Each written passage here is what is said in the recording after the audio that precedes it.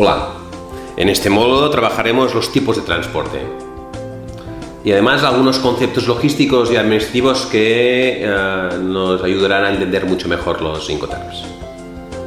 La primera pregunta que nos deberíamos hacer es ¿cuántos tipos de transporte hay? Evidentemente, si dejamos aparte la red eléctrica, las tuberías, pues deberíamos tener muy claro los otros tipos de transporte que hay. Aquí tenemos en el esquema transporte marítimo. Evidentemente, cuando hablamos de marítimo también hablamos de fluvial, aunque haya países que no lo utilicen porque no tienen ríos navegables. Tenemos transporte terrestre, en este caso por carretera, en camión. Después tenemos también el transporte terrestre, en este caso en tren. Y después tendríamos el transporte aéreo en avión. Sin embargo, estos son los clásicos, los que sabemos, pero deberíamos tener claro si también es un transporte el transporte combinado, o a lo mejor a ese transporte combinado también lo llamamos transporte multimodal. ¿Es lo mismo el transporte multimodal que el transporte combinado? Si queréis podemos añadir otro componente, la intermodalidad. La intermodalidad también es un tipo de transporte. Os propongo que hagáis un par de minutos, 3 minutos de reflexión sobre este tema. Hacemos una pequeña pausa de 3 minutos y nos vemos para solucionar todos estos temas.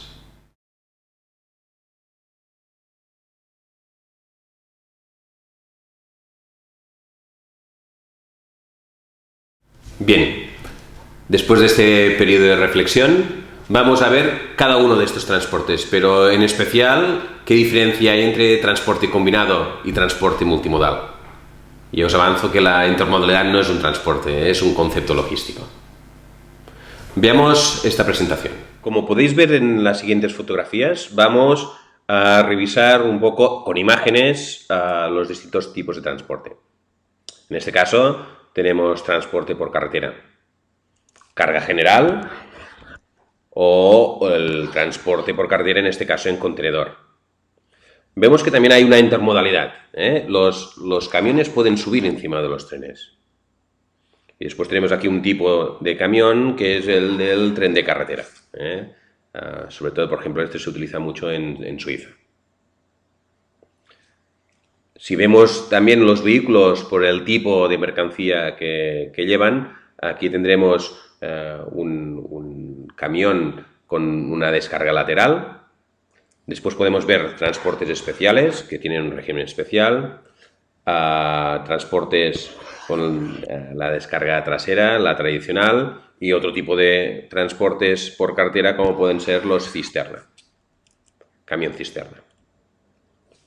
A nivel de marítimo, estas fotografías nos ilustran de una forma, pienso que interesante, todo lo que es barco de graneles. En el capítulo anterior hablábamos de barcos tram, que utilizamos todo el barco para llenarlo de una sola mercancía. En este caso podéis ver varias fotografías de barcos tram, en este caso, por ejemplo, graneles.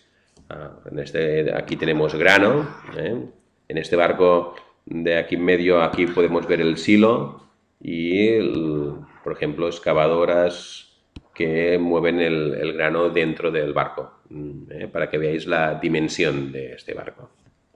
Si seguimos en transporte marítimo, podemos ver, en este caso, barcos de carga general. Estos pueden ser de línea regular o pueden ser tram. Vemos las bodegas y cómo vamos entrando la mercancía en sí misma, no con una unidad de transporte, no con un contenedor, no el camión, sino la mercancía en sí, que se va colocando en bodegas.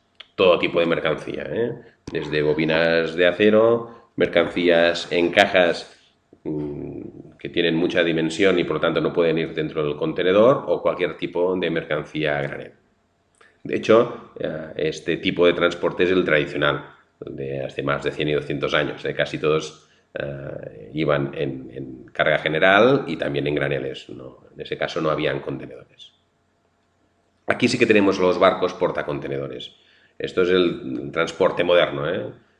Cada vez ha crecido más ese transporte de barcos portacontenedores. El barco portacontenedores más grande que tenemos hoy en día es un barco de 15.000 teus, 15.000 contenedores de 20 pies. Veis que podemos tener barcazas portacontenedores y grandes barcos contenedores. A continuación tenemos también, básicamente en transporte tram, barcos especializados en este caso en líquidos y gas, gaseros, petroleros, etc. A continuación tenemos otro tipo de barco, en este caso son los barcos roll-on-roll-off o los ferries.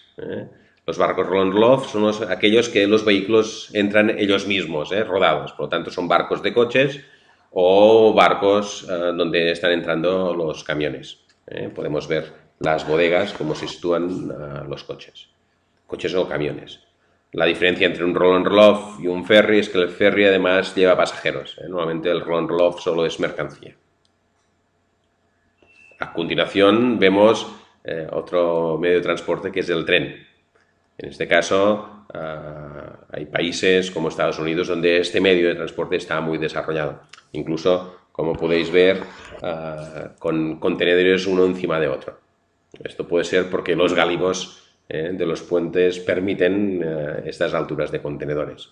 Pero sí que en Estados Unidos hay varias locomotoras y por lo tanto hacemos trenes con muchos kilómetros de vagones y además con doble piso si es necesario. En Europa el tren no está tan desarrollado, menos en España. Y por último vamos a ver el avión. En este caso estamos visionando un avión de mercancías especiales. Una vez revisados los distintos tipos de transporte, vamos a centrarnos en estos dos, donde hay normalmente menos conocimiento, que es el combinado y el multimodal. De hecho, transporte combinado y multimodal es la combinación de distintos transportes. Hasta aquí no hay ningún problema. Es igual si primero camión, luego tren, luego barco, luego otra vez camión. Y el número de veces, esto no importa. La diferencia entre transporte combinado y transporte multimodal reside básicamente en dos características. En el transporte combinado, cada transporte utiliza su propio documento de transporte. Por lo tanto, si vamos y utilizamos primero el camión, el documento de transporte que necesitamos es el CMR. Si después ese camión lo pasamos a un barco, el documento de transporte será el Bill of Lading, el conocimiento de embarque. Si después va a un tren, lo que utilizaremos es un CIM. Si luego del tren lo vamos a situar encima de un camión, volveremos a utilizar otro CMR. Y así sucesivamente. Esta es la primera característica del transporte combinado. Cada cambio de modo de transporte o cada transporte utilizado utiliza su propio documento de transporte. La segunda característica es que se permiten consolidaciones y desconsolidaciones intermedias. Es decir, es típico de contenedores de equipaje que llegan a un puerto intermedio, se desconsolida el contenedor para volverse a consolidar con otras mercancías. Estos cambios a mitad de camino están permitidos. Sin embargo, cuando hablamos de transporte multimodal, estas dos características han cambiado. La primera característica es que todos los medios de transporte utilizados quedan bajo un solo documento, que es el FIATA BL, Bill of Lading. Este es el documento de transporte multimodal. Y la segunda característica es que no se permiten consolidaciones y desconsolidaciones intermedias. Por lo tanto, estamos hablando de contenedores completos, que sale el contenedor de origen y llega a destino, a fábrica, al comprador, el mismo contenedor con la misma mercancía. Esta es la característica del transporte multimodal. Vamos a ver transporte intermodal. Vamos a ver ahora el concepto de intermodalidad. La intermodalidad no es un tipo de transporte, la intermodalidad es un concepto logístico. Tenemos intermodalidad cuando también se producen dos características básicas. Hay intermodalidad cuando tenemos cambio rápido de unidad de transporte. Cuando un camión entra rápido en un barco o cuando un camión puede situarse encima del tren de una forma rápida. Primera característica. Segunda característica, frecuencia. Hay frecuencia de ese medio de transporte. El concepto está muy claro cuando lo revisamos con pasajeros, que es el concepto del metro.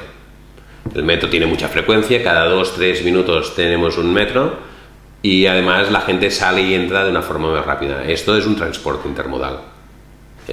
Aquí hay intermodalidad. En mercancías, esa intermodalidad cuesta más porque no tenemos infraestructuras, pero empezamos a hablar de intermodalidad. ¿Por qué? Porque básicamente bajamos los costes del transporte y el tiempo de recorrido. Hay unos estudios que nos dicen que en camión el radio de buena utilización del camión son 500 kilómetros. A partir de 500 kilómetros, si tenemos intermodalidad, mejor combinar con otros medios de transporte, el camión que suba a un tren o el camión que suba a un barco, por ejemplo. Este es el concepto de intermodalidad. También hay otro punto que es interesante tratar, que es el tema que la intermodalidad se hace normalmente con una UTI. La UTI es la unidad de transporte intermodal. En este caso,